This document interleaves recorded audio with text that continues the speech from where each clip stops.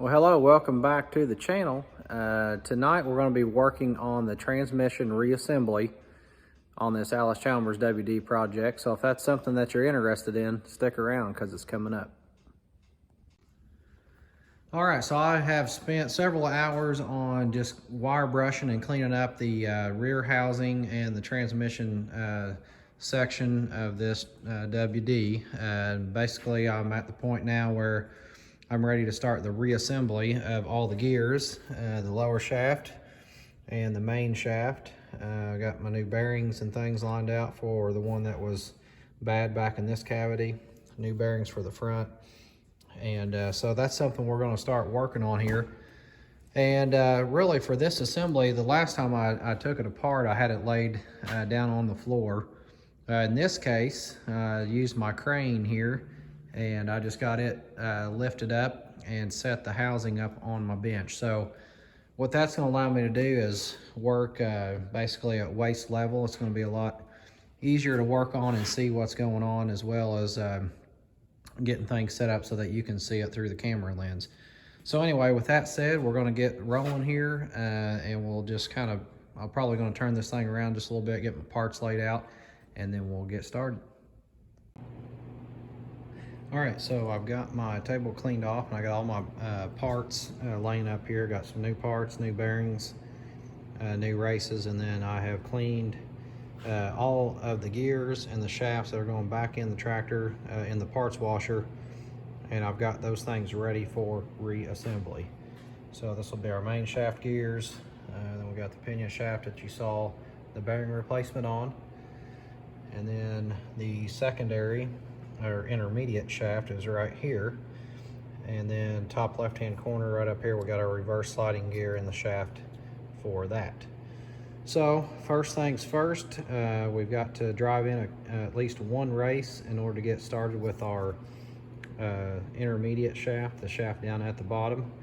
And so to do so, I've got, forgot to mention here, I got my new bearing and race here, and ATCO number, I believe this is, the bearing is 70209-890, and then the race is a 1-757088.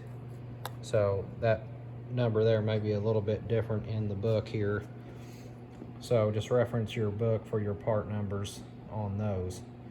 So anyway, over here on the housing itself, the race that I need to drive in first is the bottom race right here, and that's for that intermediate shaft. So the intermediate shaft drives out from the rear end towards the front when you take it apart. So one key note to know on your shaft itself is the end of the shaft that has the hole needs to be towards the rear end. If we flip this thing around, you notice this one's smooth. So that smooth one will be towards the front, the one with the tapered hole in it towards the back, and basically that is so that you can drive it out. You just put you a punch or something in there, and then you can drive that thing out. So we'll make sure that we assemble that thing correctly that way. We'll need to put a bearing right here on this surface before we slide that thing in, and the other bearing and race up here will go in at the end. We can't put that on yet, or we won't be able to slide any of our gears in place. So let's get started with the race first, and we'll go from there. All right, so we'll take our new race and we'll get it started right here. There is a snap ring that's still in place back there, and we're going to drive this back until it butts up with that snap ring. So I'm just going to get that thing just started.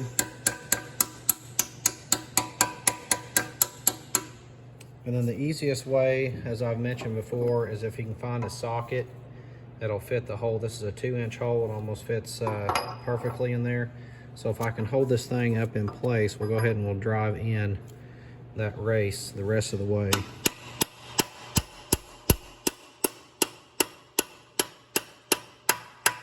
You can hear the distinct sound difference in the housing. So that tells me that I'm butted up against my snap ring. And just to make sure on that, I'm gonna slide around here to the back. Look right in that back, and there's my new race and my snap ring right there. So everything looks good with that. Now, next step would be getting our shaft squared away with the bearing on it. So earlier I had mentioned about getting the bearing on for the back side. The issue with that is when I go to slide this shaft in and put my gears on, that bearing is going to be in the way. So it's actually got to go on at the end. Once I get everything slid, we'll slide that bearing on, and then that should drive from the front. We should be able to drive that on. So I do want to go ahead and put the bearing on the front side here. It's just going to be easier for us to do it while it's on the table. So it's the same bearing front and back. I'll just grab this one here and we'll go ahead and put it on. When we put it on, the race will be driven in from the outer side. So when we put this bearing on, it needs to be cone up. So we're just going to slide it on just like that. So I'll go ahead and get that tapped in here.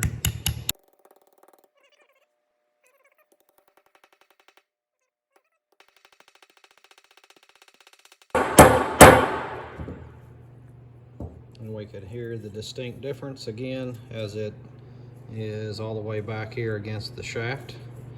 All right, so that is our front. Remember the smooth part to the front. So now we'll be ready to slide that in and insert the gears on that as we go. Looks like the first gear that needs to go in is just our drive gear. That's going to position right down here in the bottom. Leave on the inside of that thing. It's amazing difference, man. That thing went right in there. Okay, so we got our drive gear first. So this will be the shaft that will be spinning the whole time. And as we manipulate gears with the shifter up here, then that will send the power back the pinion shaft to the rear end. So that's our drive gear.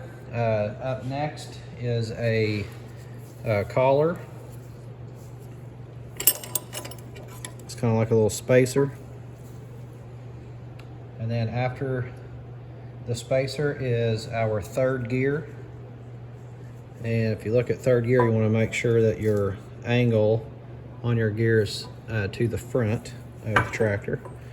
So probably better go ahead and put some assembly lube on this thing as well.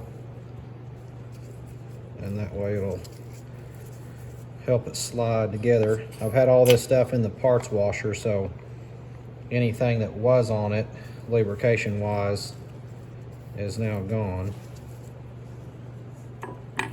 All right, so we'll slide this gear on next. Like so. All right, so that was third. Now we're going to have second gear, and it will also have the angle of the gear the same direction as what our third gear was that we just put in.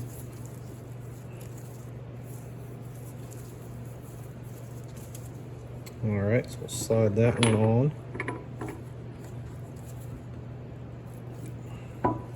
All right, after second gear, we're going to have another smaller spacer. There's two different sizes. We got the one over here, it's maybe 1 inch, and this one 1/2. All right, we're starting to run out of space back there, so this last couple ones are going to be tight. So our next gear is the counter reverse. And I was talking to some guys on the internet. That's okay where those are rounded. So if you see that, if it's severe rounding, you need to be replacing it. But in this case, this one's okay. They're rounded like that, from what I'm hearing, for a reason. All right, so in my case, the rounded part will need to go towards the rear of the tractor. You can see that this is a straight cut gear. So we're going to go ahead and slide it on. And then we're going to get another larger spacer, just like we had up here on the front.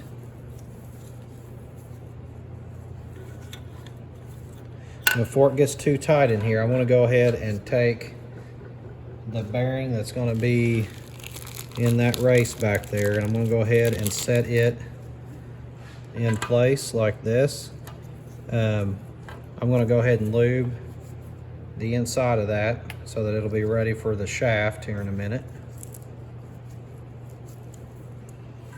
Now that thing may or may not stay there.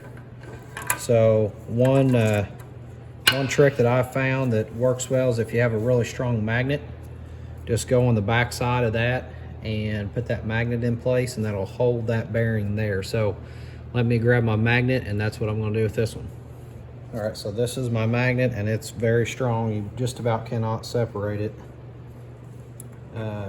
if it's on a flat surface. So I think I'm just going to stick it in here from the back side first.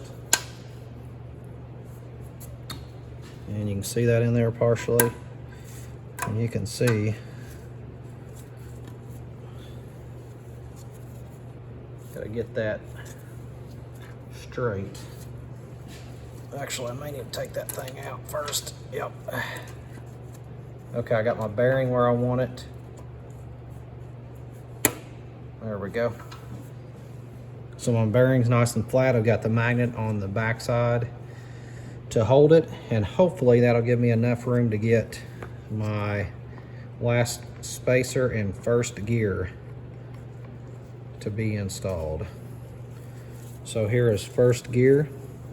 It too will have the gear cut going towards the back. So we're going to have a spacer in there.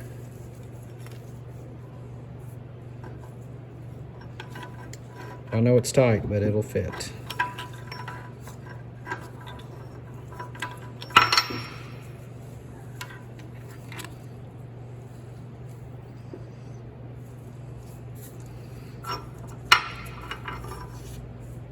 Alright, so make sure I get my gear oriented correctly. It'll slide right in there.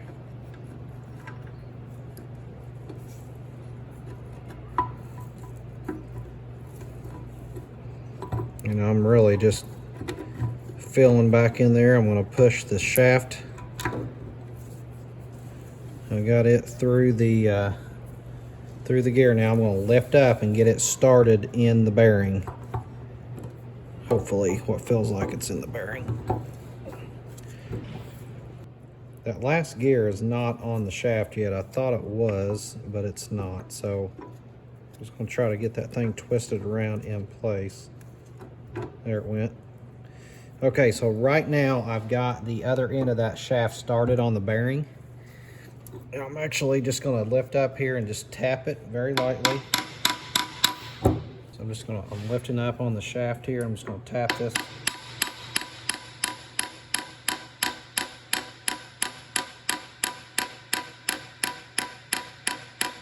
Okay, I'm going to get my other race, and I want to get it started out front here. Almost need a bigger hammer to. Okay. I'm going to take my big socket right here, and I'm just going to tap that on in.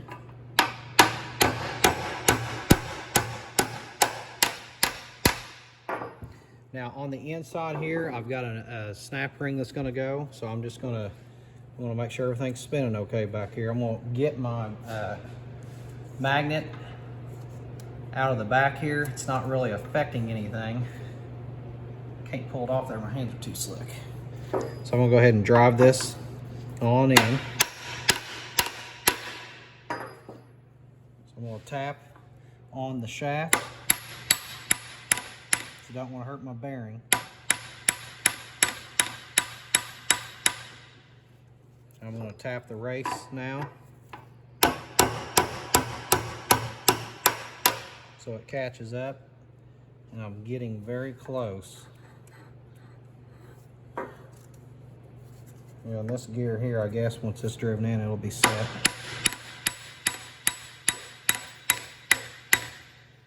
Sounds like that is where it needs to go.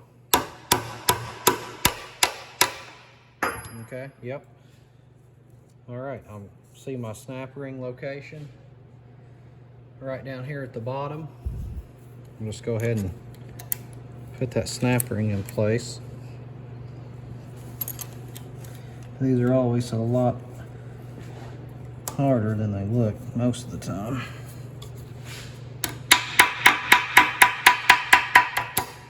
Okay, so we got that one in place. Alright, so here's all of our gears back in place with new bearings. Everything feels good, it's good and tight. Alright, so that is complete. Next step will be the reverse sliding gear that will go right in here. So I want to go ahead and put some Lucas lube on these holes right here where the shaft is going to go into, and just get those lubed up.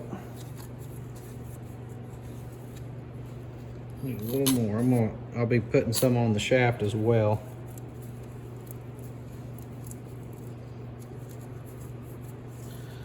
All right. Now the shaft will be installed from the back, and there's that little cut in that edge right there that's going to hold the little keeper, kind of like the brake pins, and I'll have a little piece that slides in there. So we're going to put that, and we're going to start that in from the back housing, and it should, if everything's lubed up good, we should just slide right through like so. Now we're going to grab the reverse sliding gear, and this little rounded edge will need to go forward. That's what's going to mate up with that other one that we saw down in there that was kind of rounded. So I'm going to lube it up.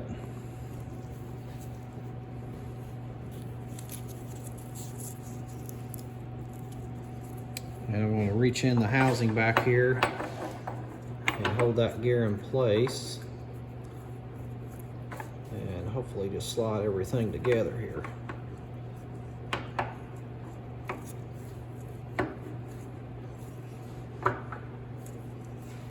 All right, so it's kind of started up here in this front opening. I'm going to have to tap that from the back side here, just to get that thing to go on in place. And then you got to watch it too, because there's no way to stop it so you could drive that shaft too far.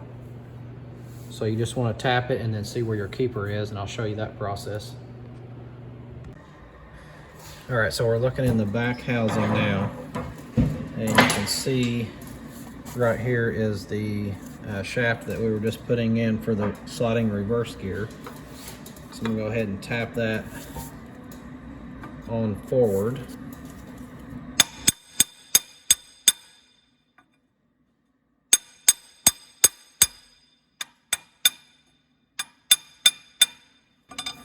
Now remember the notch down here at the bottom. Make sure that you don't drive it too far. I think I'm pretty good shape. And the screw or the bolt here, and we'll put it in place.